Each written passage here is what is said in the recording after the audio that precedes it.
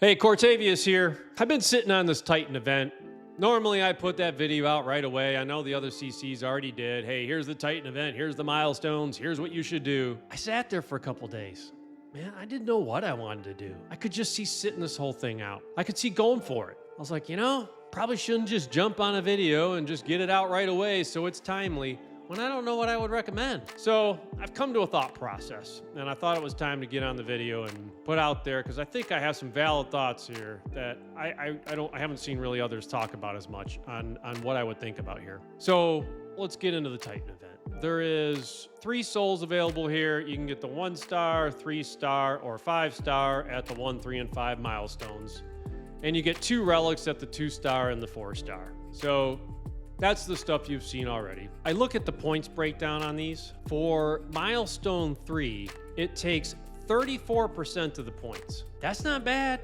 That's pretty minimal. So if you did the fusion, I'd go get the 3-star. That feels like a, no lose. You just got to go do it, because you're talking classic arena, a little gear enhancement, some dungeons, and boom, you're at the 3-star. So go do that.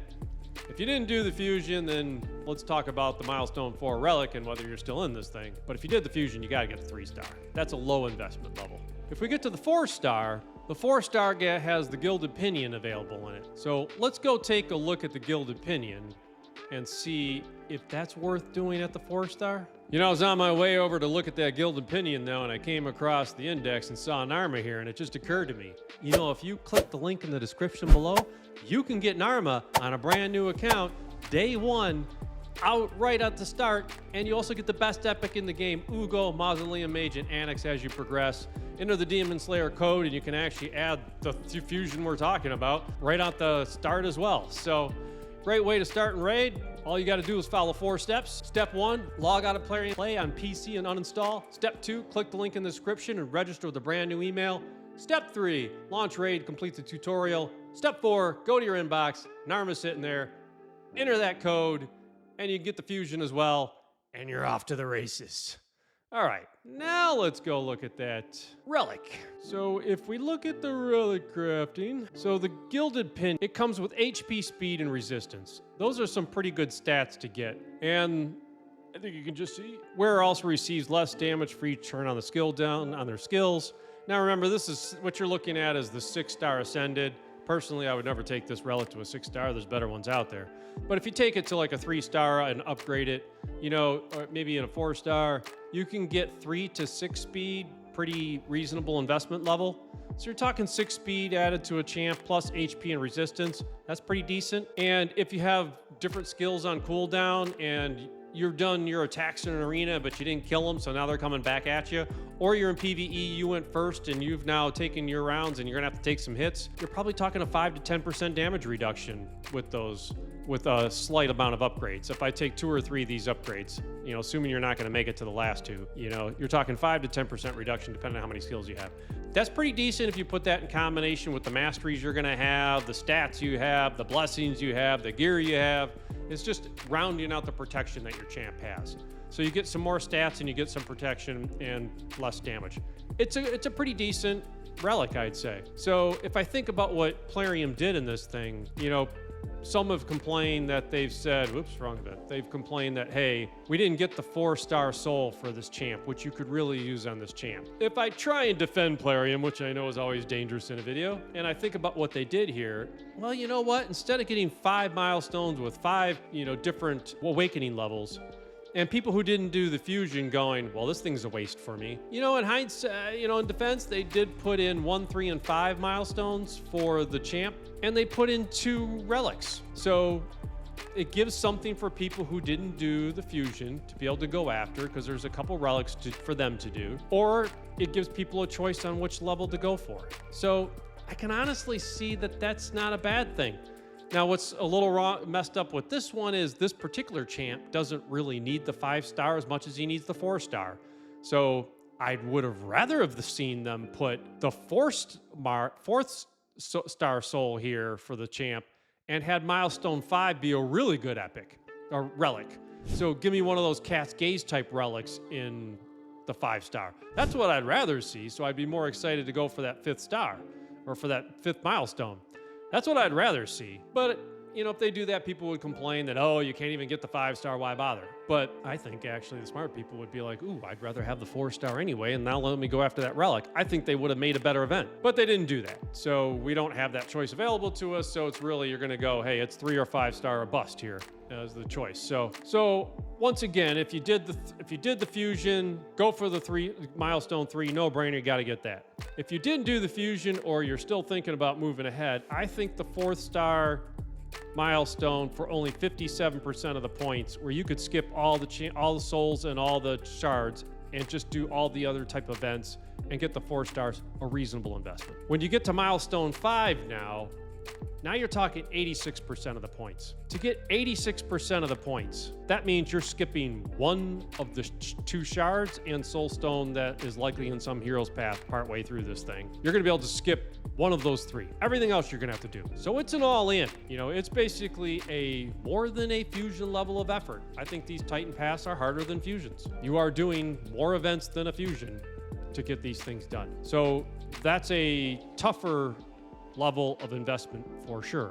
And now you got to ask yourself if that champ is going to be useful to your account. You're going to want that 5-star blessing, particularly to get the crit damage and the extra benefits of the skill of the blessing, more than the accuracy, which I don't think he really needs, that you get with the 5th star. And I also think you only do that if you have enough resources to get the Titan event done, which means you're in for the 2 shards or soul stones, 2 of those 3, and all the other events. And the next fusion isn't at risk if you value doing fusions. And if you've done this fusion and you're doing this Titan, I assume you value doing fusions. But don't risk the next fusion too. Otherwise, you'd have to ask yourself, what's more important, the next fusion or the 5th star soul to make this champ better, and is he worth it to you that much? So I think that's the thought process you should have for that. Now, one thing I will dispel in my mind, some people have said, hey, just go get the 3-star and you can buy your way to the 4th star through Essence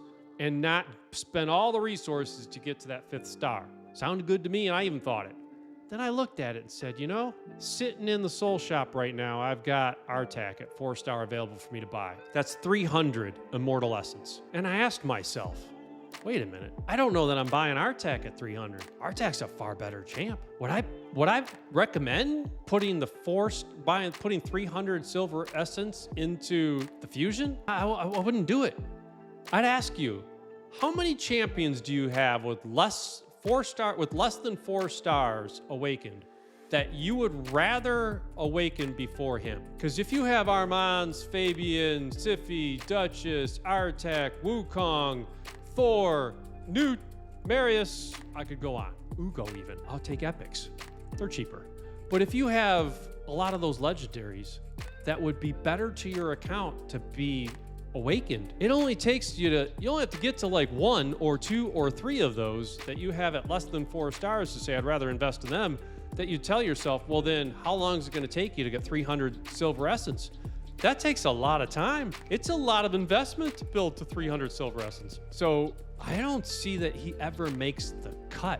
You will keep getting better champions. So that leads me back to the milestones. I think you're going for the 3-star and you're going to be good with that. Or you're saying, wait, I do want the damage on this guy. Then if I'm you, I'd be looking at that 5th milestone and saying, boy, I better go get that thing. Because you can just do that through some shards and some energy. Yeah, you can get a 300 silver essence through energy. Wow, how long does that take through Iron Twins or selling souls that you have? So if you're sitting on a whole pile of energy, I just don't see anybody sitting on so much essence that I would put it into the fusion versus the list of champs you've got to have ranked ahead of this guy. So that leads me to, well, what am I going to do on my account? I think for which account am I even on here? I'm on the main. I think for the main account, if I look at my dwarves on this account, you know, I think this guy's going to sit in the vault, to be honest. I mean, those are my dwarves. I mean, I've got the Frolny, who just hits like a truck. I've never even built Tormund, and I've had him since his fusion. You got a couple Newts in there. You got Herndig, who can do damage. I've got Morags that I want to build. I got a couple of them. You got Galo, who can do damage. I got plenty of dwarves to do what I need. So I should sit this one out. I should just save the resources and not do it. This account, though, I'm a hoarder.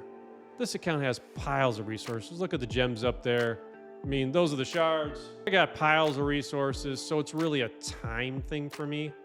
And I should just take the time off. But I'm probably gonna go get them. I think I'll just start racking up some of these points and we'll just see where it goes. If they do something stupid and they throw in some crazy events that just take unusual requirements, then maybe I sit it out. But if I look at the first set of events they put in here, the worst one they did was the Champ Chase. So you only need 3,500 to get that rare, but you gotta get up to 5,500 for the extra points. That's 2,000 Champ Chase points. So they hit you hard. I knew when they gave us that free Sacred on their anniversary, it'd come back to haunt us. I feel like there's 250 points here to pull want that Sacred if you didn't use it till now. But they've also taken out the fact that you can fuse three of the epics if you didn't skip anything. Now, if you're like me and you pulled the epic earlier and you were able to skip an event, I'm not gonna be able to pull all four epics in this because I won't even have enough. I'll be able to get to 3 epics, but I can't get the 4th because I skipped one of the events. So they've got that baked in there. So that's frustrating here where they're basically forcing you to do a lot more work. But the other events, they actually kept fairly reasonable. So if you take the champ training, okay, it's an extra 1,200 points past the rare here, but I don't think champ training is that difficult for me. So nah, I'm not complaining. And then in the dungeon divers, they kept them all below the fusion. So they didn't put them out here, which was very thankful. So that's not that bad. And Classic Arena's the same way. It was below the fusion amounts. So they're at least keeping it close to the fusions on a couple of them. Champ Chase just horribly high. And then bad thing again is if you got the epic and you thought you were going to skip 3 events or 4 events, then, well, now you are going to have to get up close to where the fusion is anyway. So that part, yeah, people can be pissed about. They definitely didn't tell us and screwed us on that. So the main should skip, but I'll probably just start picking up points. Let me go take a look at the free-to-play. So this is the free-to-play. You'll see I don't even have any legendaries on this account. I got Geomancer sitting there. I have Morag, who is a really good attacker. And then, yeah, that's it. I mean, I got nobody built. Best thing I got is probably a second Morag, and I guess Gala's in there, who's actually really good too. And you do have Rearguard and Grizzled Jarl, really decent epics, but I got nothing in this faction. So if I look at normal faction wars, I'm in trouble in Dwarves. So I'm doing the fusion on this account, but I got to look at that 5-star soul and go, man, I could add damage to that guy and some accuracy even for him, which might be good because I might use him in more than just bosses and minions where he would be irresistible on the weekend. So I think the free-to-play is going to go for it because I'm betting I can use that guy. Now, Morag is a defense-based nuker, which is actually easier to keep alive. So I do ask myself, if I just use a couple Morags, am I better off than using this attack-based nuker fusion who could actually be easier to kill? But, man, I just don't want to pass up the legendary when I don't even have one on the account. So free-to-play's in. So anyway, that's my view on it. Overall, I think it's set up as frustrating timing because they screwed us on people who pulled for the epic in the summon rush.